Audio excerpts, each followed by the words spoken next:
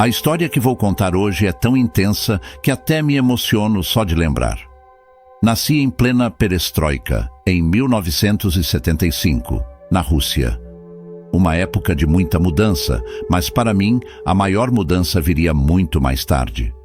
Minha infância foi um verdadeiro inferno. Um pai que se dizia cristão, mas na prática era um monstro. Ele me batia desde pequenininho, usando a Bíblia como desculpa para a violência. A cada soco, a cada grito, a minha fé em Deus ia se esvaindo. Eu achava que se Deus existisse, nunca permitiria que eu sofresse tanto. Teve uma noite, eu tinha só 8 anos, que meu pai chegou em casa bêbado e me deu uma surra tão grande que achei que fosse morrer. Enquanto ele me batia, eu ouvia minha mãe chorando e rezando no outro quarto. Naquela hora, eu me senti completamente sozinho e abandonado. Foi assim que cresci, com um coração cheio de raiva e ressentimento. Tornei-me um ateu convicto. Para mim, a vida era só isso, sofrimento e dor. Mas tudo isso ia mudar de uma forma que nunca imaginei.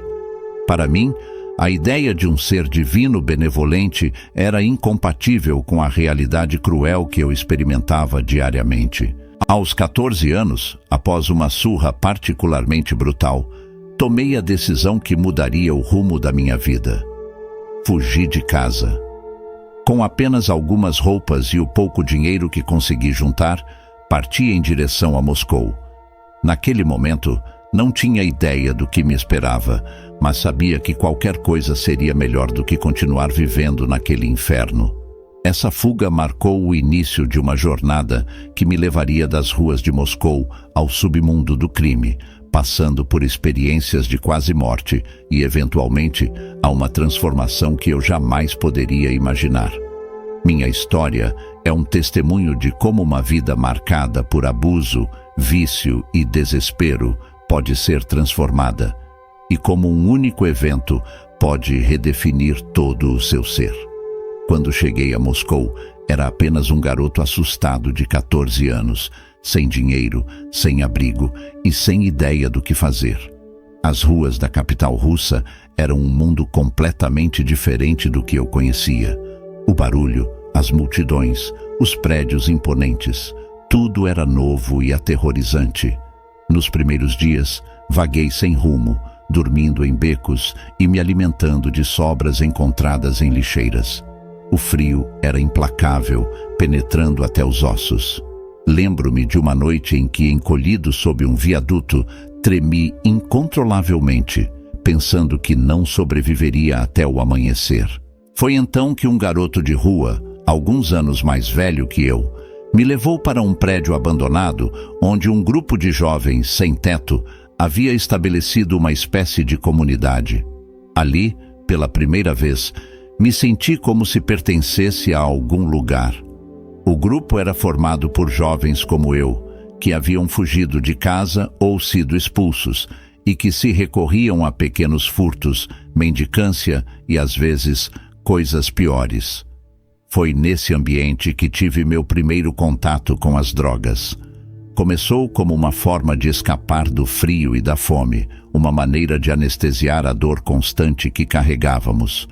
No início, era apenas cola de sapateiro e outras substâncias baratas que podíamos conseguir facilmente, mas logo, à medida que crescemos e nos aprofundamos no submundo de Moscou, drogas mais pesadas entraram em cena.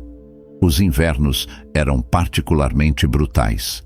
Lembro-me de noites em que o frio era tão intenso que pensávamos que nossas extremidades congelariam. Amontávamo-nos juntos em nosso abrigo improvisado, compartilhando o calor corporal e qualquer cobertor esfarrapado que tivéssemos conseguido encontrar. A fome era uma companheira constante. Houve dias em que a dor no estômago era tão intensa que mal conseguíamos nos mover. Aprendemos a ignorar a sensação, a suprimi-la com drogas quando podíamos. Caçávamos oportunidades de conseguir comida como animais famintos, dispostos a fazer qualquer coisa por uma refeição. À medida que os anos passavam, o garoto assustado que chegou a Moscou foi substituído por um jovem endurecido e cínico. Aprendi a lutar, a roubar, a sobreviver a qualquer custo. Minha descrença em Deus só se aprofundou. Afinal, que tipo de divindade permitiria tanta miséria e sofrimento? Essa foi minha vida dos 14 aos 18 anos. 4 anos que pareceram uma eternidade, marcados por frio, fome, drogas e desespero.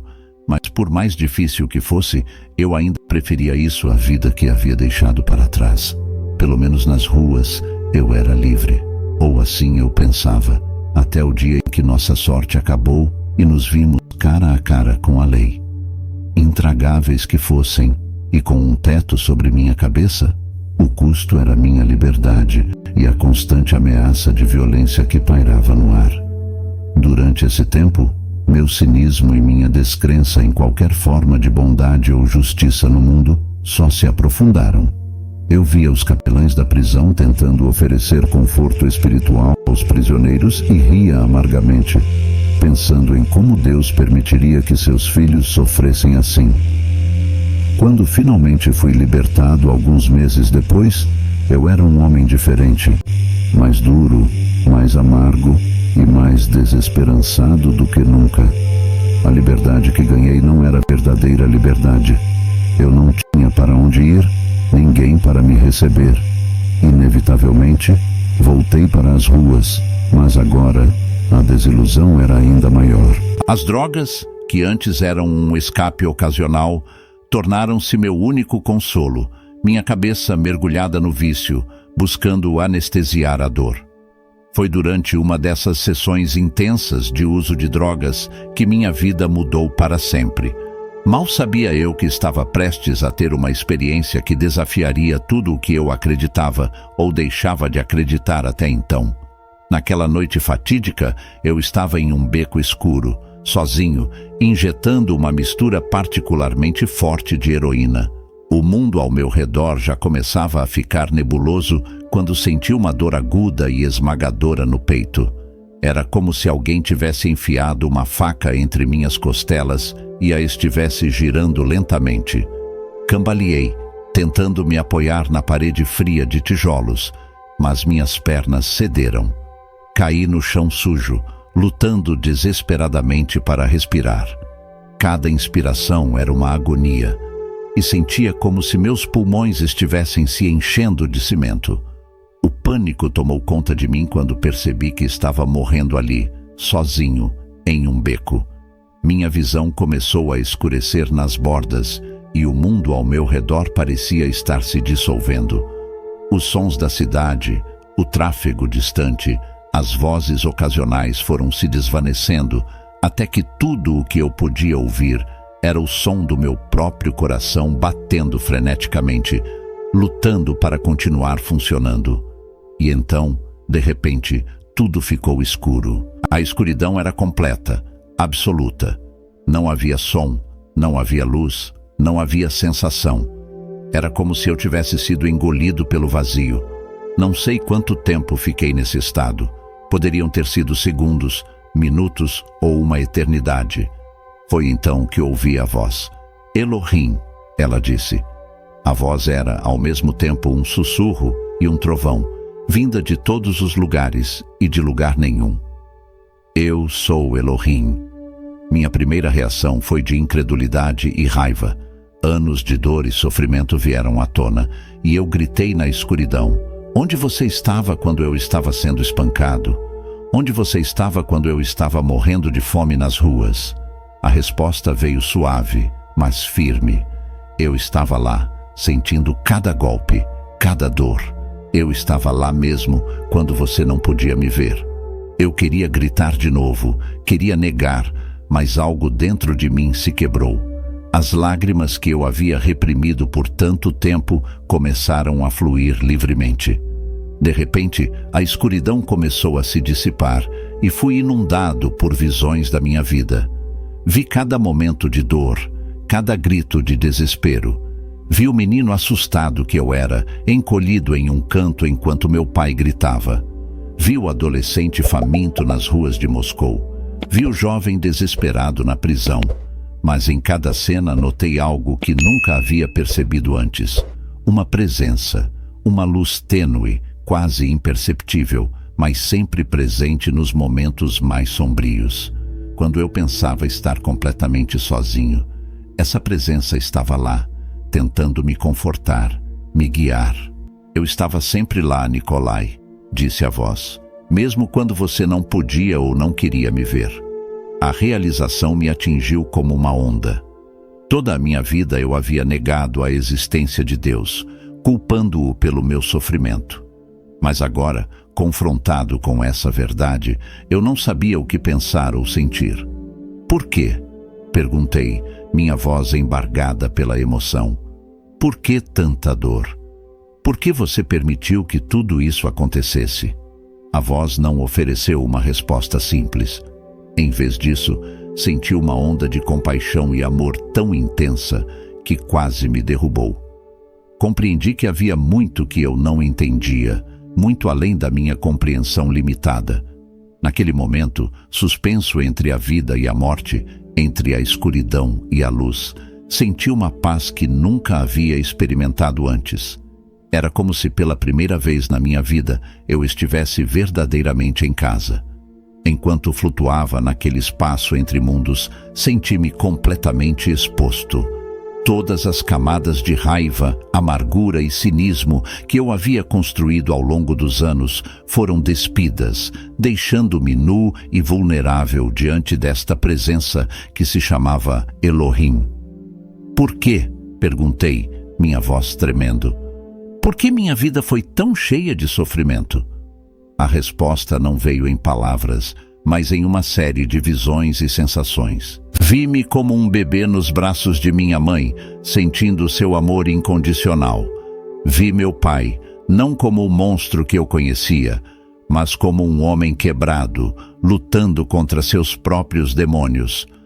Vi os momentos de bondade que eu havia experimentado nas ruas, recebendo um pedaço de pão de um estranho, um sorriso em meio ao caos. Naquele instante, compreendi que Deus estava sempre presente, mesmo nos momentos mais sombrios, mesmo quando eu não conseguia vê-lo.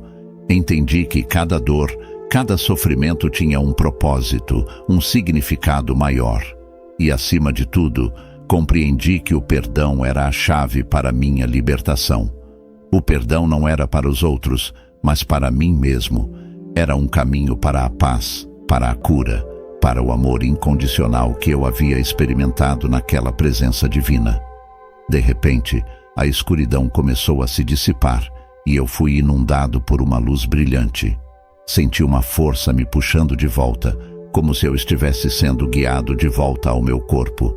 Quando abri os olhos, estava deitado no mesmo beco sujo onde havia colapsado. Uma voz feminina, carregada de preocupação, chamava meu nome repetidamente. Nikolai, Nikolai, por favor, acorde. Quando minha visão finalmente se ajustou, vi um rosto familiar inclinado sobre mim. Era Yulia, uma jovem que eu conhecia das ruas. Seus olhos estavam vermelhos e inchados, lágrimas escorrendo por suas bochechas sujas. Júlia, murmurei, minha voz rouca e fraca. Oh, graças a Deus, ela exclamou, me abraçando com força. Pensei que tinha te perdido. Lentamente, com a ajuda de Júlia, consegui me sentar. Meu corpo doía e minha cabeça latejava, mas me sentia estranhamente vivo. A experiência que acabara de ter ainda pulsava em minha mente, tão real e vívida que eu mal podia acreditar que havia retornado ao mundo físico. Júlia me contou que me encontrou desacordado no beco, sem respirar. Ela havia realizado RCP desesperadamente, até que eu voltasse a respirar. Você ficou inconsciente por quase 10 minutos. Ela disse, sua voz trêmula. Eu pensei que você tinha morrido. Olhei para Júlia, realmente a vendo pela primeira vez. Sempre a via apenas como mais uma alma perdida nas ruas, como eu. Mas agora percebi o quanto ela se importava, o quanto arriscou para me salvar. Senti uma onda de gratidão me inundar. Júlia, eu disse, segurando sua mão. Obrigado, você salvou minha vida. Nos dias que se seguiram, Júlia permaneceu ao meu lado, me ajudando a me recuperar. Contei a ela sobre minha experiência de quase morte, sobre o encontro com Elohim, sobre a transformação que senti. Para minha surpresa, ela não me julgou ou me chamou de louco. Ao invés disso, ela ouviu com compaixão e abertura. Júlia, como descobri, tinha sua própria história de luta e redenção. Ela havia superado o vício alguns anos antes e agora trabalhava em um abrigo local, ajudando outros a fazerem o mesmo. Com sua orientação e apoio, comecei minha própria jornada de recuperação. O caminho não foi fácil. A abstinência das drogas foi brutal, com dias de tremores, suores e alucinações. Houve momentos em que pensei que não conseguiria, que o chamado do vício era forte demais. Mas toda vez que eu vacilava, lembrava-me da presença que havia sentido, do amor incondicional que experimentei. E, é claro, tinha Júlia ao meu lado, me encorajando a cada passo. Aos poucos, comecei a encontrar um sentido para a minha vida. Em 1999, 4 anos após minha experiência de quase morte, Júlia e eu nos casamos. Foi uma cerimônia simples, com apenas alguns amigos do abrigo presentes. Naquele mesmo ano, tomamos uma decisão que mudaria nossas vidas mais uma vez. Emigramos para os Estados Unidos. A mudança para um novo país foi desafiadora. Tivemos que aprender um novo idioma, adaptar-nos a uma cultura diferente, encontrar novos empregos, mas estávamos juntos, e isso tornava tudo suportável. Era uma nova vida, uma nova chance, e estávamos determinados a aproveitá-la ao máximo. Olhando para trás, para o jovem desesperado que eu era naquele beco em Moscou, mal posso acreditar na transformação que ocorreu. A jornada estava longe de terminar e ainda havia muitos desafios pela frente, mas agora, pela primeira vez, eu enfrentava o futuro com esperança. Apesar da minha experiência profunda de quase morte e da transformação que ela desencadeou em minha vida, minha jornada espiritual estava longe de ser simples ou linear. Nos anos que se seguiram à nossa mudança para os Estados Unidos, encontrei-me em uma constante batalha interna entre a fé e a dúvida. Minha mente cética, moldada por anos de sofrimento e descrença, frequentemente lutava contra a ideia de um Deus amoroso que eu não podia ver ou tocar. Havia dias em que a memória da minha experiência parecia tão vívida e real que eu não podia negá-la. Outros dias parecia um sonho distante, uma alucinação induzida por drogas e desespero. Júlia, por outro lado, era uma rocha de fé e paciência. Ela tinha encontrado conforto na religião durante sua própria recuperação e mantinha uma crença firme e inabalável. No entanto, para meu alívio, ela nunca tentou me forçar a acreditar ou me julgar por minhas dúvidas. Em vez disso, ela estava sempre ao meu lado, uma presença constante e reconfortante. Lembro-me de uma noite particularmente difícil, cerca de 2 anos após nossa chegada aos Estados Unidos. Eu havia tido um dia estressante no trabalho e estava lutando contra a vontade de voltar aos velhos hábitos. Sentado na varanda de nosso pequeno apartamento, olhando para as estrelas, senti-me sobrecarregado por uma onda de dúvida e medo. E se tudo aquilo foi apenas uma ilusão? Murmurei para mim mesmo. E se não há nada além desta vida? Nada além da dor e do sofrimento? Júlia me encontrou ali, não me envolvendo de frio, mas de angústia existencial. Ela não disse nada, apenas se sentou ao meu lado e segurou minha mão. Seu toque era como uma âncora, me mantendo firme em meio à tempestade dos meus pensamentos. Não sei se posso acreditar como você acredita, Júlia, confessei finalmente. Às vezes tudo parece tão incerto, tão frágil. Ela sorriu suavemente. Nikolai, a fé não é sobre ter todas as respostas. É sobre confiar mesmo quando não entendemos tudo. Sua jornada é sua e está tudo bem ter dúvidas. O importante é continuar buscando, continuar questionando. Suas palavras me tocaram profundamente. Percebi que estava me cobrando demais, esperando uma certeza absoluta que talvez nunca viesse. A partir daquele momento, comecei a ver minha luta espiritual não como um fracasso, mas como parte integral da minha jornada. Comecei a explorar diferentes caminhos espirituais, lendo sobre várias religiões e filosofias.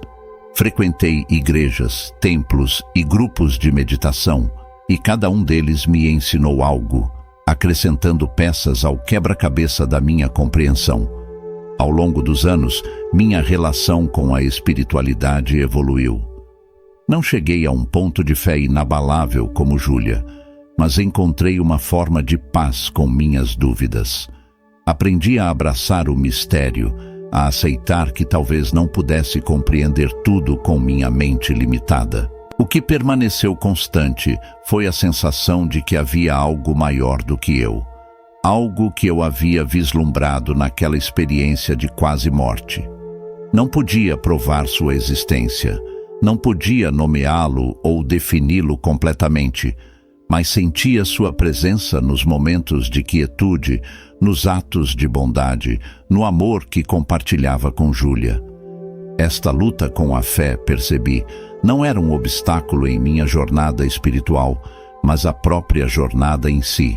Cada dúvida, cada questionamento me levava a um entendimento mais profundo, não apenas sobre Deus ou o universo, mas sobre mim mesmo.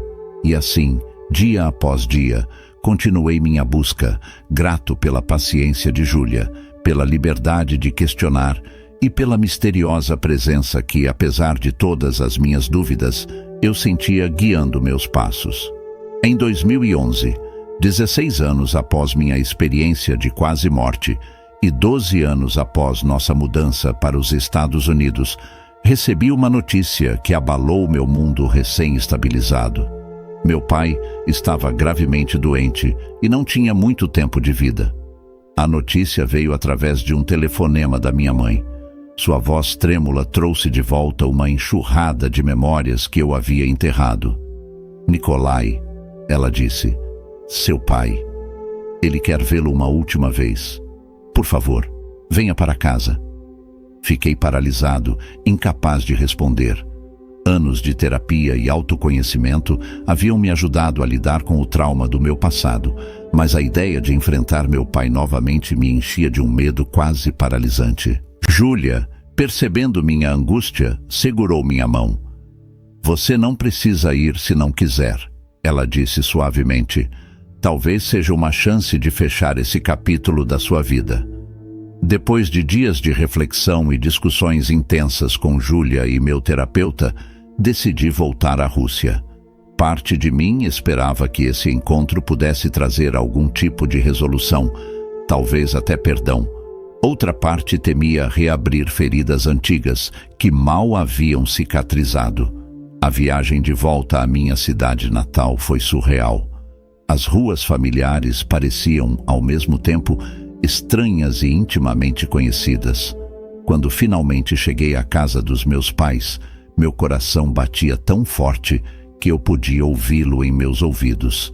Minha mãe me recebeu à porta, seus olhos cheios de lágrimas. Ela parecia ter envelhecido décadas desde a última vez que a vi. Oh, Nikolai, ela soluçou, abraçando-me. Você voltou. O quarto do meu pai estava no andar de cima. Cada passo na escada parecia me levar de volta no tempo, para os anos de terror e abuso. Quando entrei no quarto, vi meu pai deitado na cama, uma sombra do homem forte e intimidador que eu lembrava. Seus olhos se abriram quando entrei e, por um momento, vi um lampejo de reconhecimento.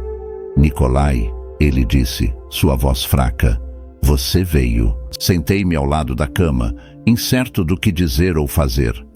O silêncio entre nós era pesado, carregado com anos de dor não resolvida. Eu sinto muito, meu pai finalmente disse, mas suas palavras soaram vazias para mim. Como algumas palavras poderiam compensar anos de abuso? Tentei encontrar em mim a compaixão e o perdão que havia aprendido ao longo dos anos, mas descobri que eram mais difíceis de acessar do que eu imaginava. As feridas eram profundas demais, a dor ainda muito real. Por quê? Foi tudo o que consegui perguntar. Por que você fez aquilo conosco? Meu pai fechou os olhos, parecendo encolher ainda mais na cama. Eu não sei, ele murmurou. Eu estava perdido, com raiva. Isso não é uma desculpa. Eu sei que não há desculpa. Saí do quarto sentindo-me vazio. Não houve a reconciliação que eu talvez secretamente esperava, nem a catarse de gritar todas as minhas mágoas, apenas um sentimento de tristeza e perda pelo que poderia ter sido. Minha mãe, sempre a mediadora, tentou nos unir novamente nos dias que se seguiram. Sua fé inabalável, que antes eu via como fraqueza, agora me parecia uma força surpreendente, mas também reforçava minha frustração com a religião que meu pai havia usado para justificar seus atos. Voltei para os Estados Unidos uma semana depois, meu pai ainda vivo, mas nossas feridas ainda abertas. A viagem não trouxe o fechamento que eu esperava, mas me fez perceber que o perdão é um processo, não um evento, e que às vezes a única coisa que podemos fazer é aceitar que algumas feridas nunca cicatrizarão completamente. Essa visita marcou um ponto de virada em minha jornada espiritual. Percebi que minha luta não era apenas com a fé, mas com o perdão. Cada dúvida, cada questionamento me levava a um entendimento mais profundo, não apenas sobre Deus ou o universo, mas sobre mim mesmo. E assim, dia após dia, continuei minha busca, grato pela paciência de Júlia, pela liberdade de questionar e pela misteriosa presença que, apesar de todas as minhas dúvidas, eu sentia guiando meus passos. Em 2011, 16 anos após minha experiência de quase morte e 12 anos após nossa mudança para os Estados Unidos, recebi uma notícia que abalou meu mundo recém-estabilizado. Meu pai estava gravemente doente e não tinha muito tempo de vida. A notícia veio através de um telefonema da minha mãe. Sua voz trêmula trouxe de volta uma enxurrada de memórias que eu havia enterrado. Nikolai, ela disse, seu pai, ele quer vê-lo uma última vez. Por favor, venha para casa. Fiquei paralisado, incapaz de responder. Anos de terapia e autoconhecimento haviam me ajudado a lidar com o trauma do meu passado, mas a ideia de enfrentar meu pai novamente me enchia de um medo quase paralisante. Júlia, percebendo minha angústia, segurou minha mão. Você não precisa ir se não quiser, ela disse suavemente. Talvez seja uma chance de fechar esse capítulo da sua vida. Depois de dias de reflexão e discussões intensas com Júlia e meu terapeuta, decidi voltar à Rússia. Parte de mim esperava que esse encontro pudesse trazer algum tipo de resolução, talvez até perdão. Outra parte temia reabrir feridas antigas que mal haviam cicatrizado. A viagem de volta à minha cidade natal foi surreal. As ruas familiares pareciam, ao mesmo tempo, estranhas e intimamente conhecidas. Quando finalmente cheguei à casa dos meus pais, meu coração batia tão forte que eu podia ouvi-lo em meus ouvidos. Minha mãe me recebeu à porta, seus olhos cheios de lágrimas. Ela parecia ter envelhecido décadas desde a última vez que a vi. Oh, Nikolai, ela soluçou, abraçando-me. Você voltou. O quarto do meu pai estava no andar de cima. Cada passo na escada parecia me levar de volta no tempo, para os anos de terror e abuso. Quando entrei no quarto, vi meu pai deitado na cama, uma sombra do homem forte e intimidador que eu lembrava. Seus olhos se abriram quando entrei, e por um momento vi um lampejo de reconhecimento. Nikolai, ele disse, sua voz fraca. Você veio. Sentei-me ao lado da cama, incerto do que dizer ou fazer. O silêncio entre nós era pesado, carregado com anos de dor não resolvida. Eu sinto muito, meu pai finalmente disse, mas suas palavras soaram vazias para mim. Como algumas palavras poderiam compensar anos de abuso? Tentei encontrar em mim a compaixão e o perdão que havia aprendido ao longo dos anos, mas descobri que eram mais difíceis de acessar do que eu imaginava. As feridas eram profundas demais, a dor ainda muito real. Por quê? Foi tudo que consegui perguntar. Por que você fez aquilo conosco? Meu pai fechou os olhos, parecendo encolher ainda mais na cama. Eu não sei, ele murmurou. Eu estava perdido, com raiva. Isso não é uma desculpa. Eu sei que não há desculpa. Saí do quarto sentindo-me vazio. Não houve a reconciliação que eu talvez secretamente esperava, nem a catarse de gritar todas as minhas mágoas, apenas um sentimento de tristeza e perda pelo que poderia ter sido. Minha mãe, sempre a mediadora, tentou nos unir novamente nos dias que se seguiram. Sua fé inabalável, que antes eu via como fraqueza, agora me parecia uma força surpreendente, mas também reforçava minha frustração com a religião que meu pai havia usado para justificar seus atos. Voltei para os Estados Unidos uma semana depois, meu pai ainda vivo, mas nossas feridas ainda abertas. A viagem não trouxe o fechamento que eu esperava, mas me fez perceber que o perdão é um processo, não um evento, e que às vezes a única coisa que podemos fazer é aceitar que algumas feridas nunca cicatrizarão completamente. Essa visita marcou um ponto de virada em minha jornada espiritual. Percebi que minha luta não era apenas com a fé, mas com o perdão. Não apenas de meu pai, mas de mim mesmo, e que esse seria um caminho longo e contínuo que eu teria que percorrer. Nos anos que se seguiram à visita ao meu pai moribundo, minha vida seguiu um ritmo relativamente estável. Júlia e eu continuamos nosso trabalho em organizações de apoio a dependentes químicos, usando nossas próprias experiências para ajudar outros. Embora as feridas do passado ainda estivessem presentes, eu havia encontrado uma forma de paz e propósito.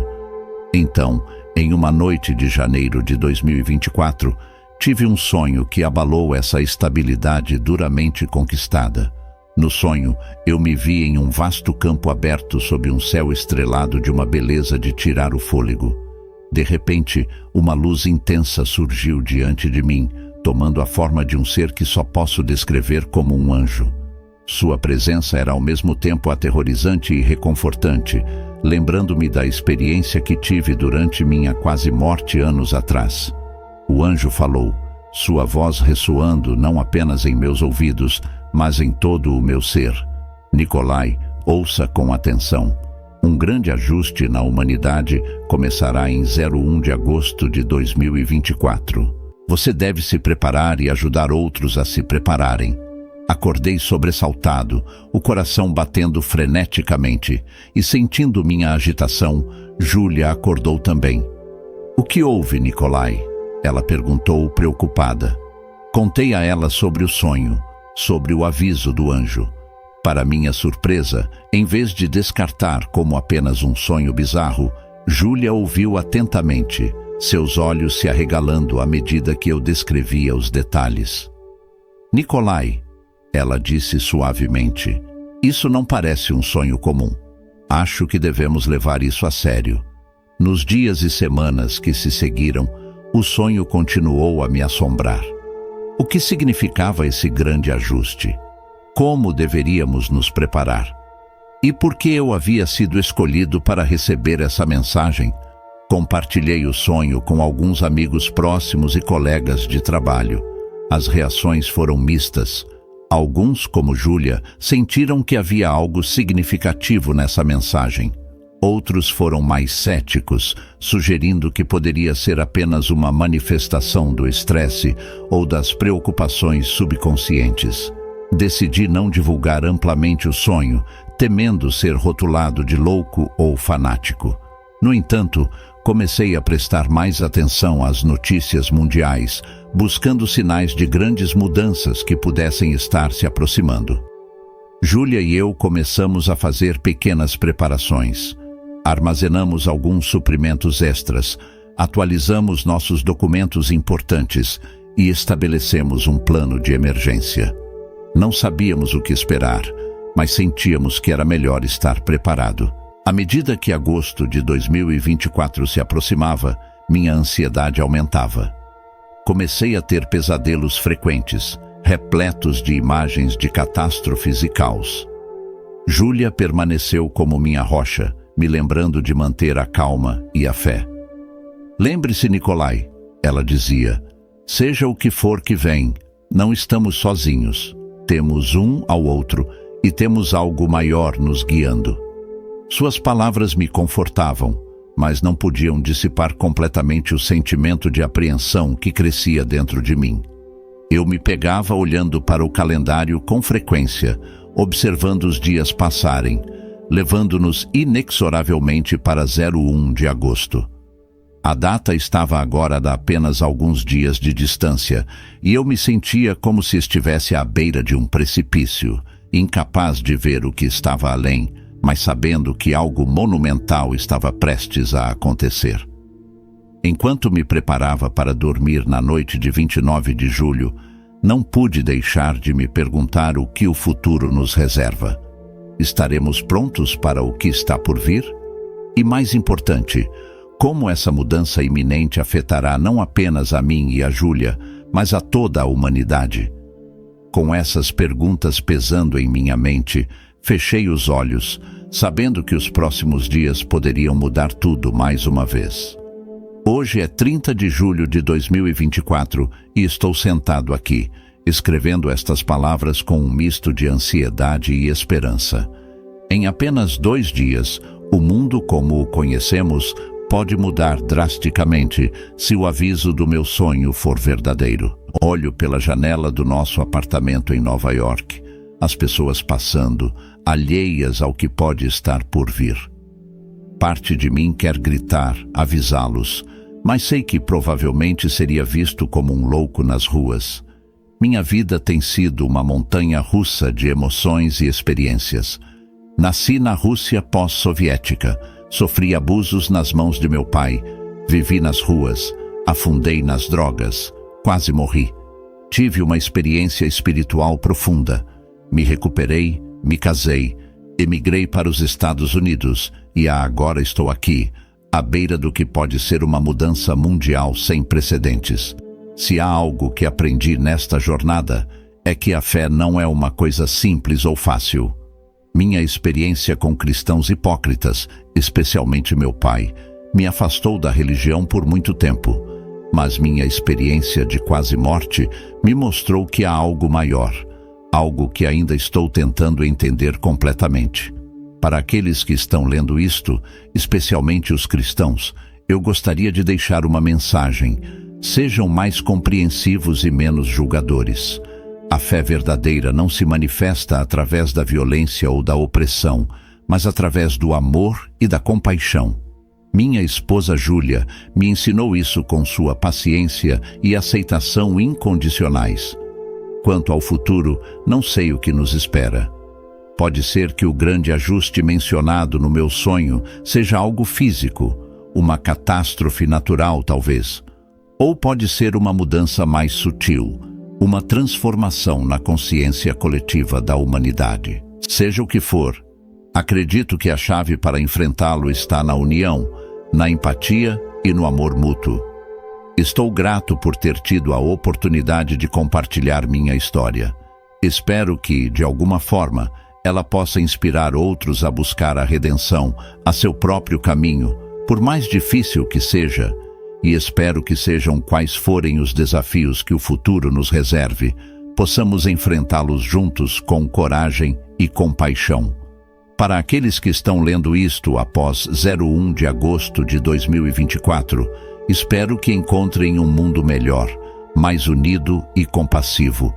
Se as mudanças previstas realmente aconteceram, lembrem-se de que cada um de nós tem um papel a desempenhar na construção de um futuro melhor. E se nada aconteceu, bem, isso também seria uma lição valiosa sobre fé, sobre expectativas, sobre como lidamos com a incerteza.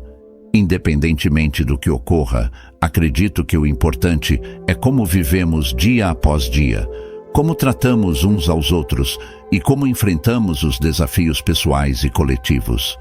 Termino esta narrativa com um sentimento de paz, apesar da incerteza que paira no ar. Júlia está ao meu lado. Sua presença é um lembrete constante do poder do amor e da resiliência humana. Juntos, enfrentaremos o que vier. Para todos vocês que leram minha história, obrigado por me ouvirem. Que possamos todos encontrar luz na escuridão, esperança no desespero e amor em meio ao caos. O futuro é incerto, mas enquanto tivermos uns aos outros, sempre haverá razão para a esperança. E aí, o que achou dessa incrível história? Deixe sua opinião nos comentários. Não esqueça de se inscrever no canal e ativar o sininho de notificações para ser avisado a cada novo vídeo. Obrigado por assistir até o final.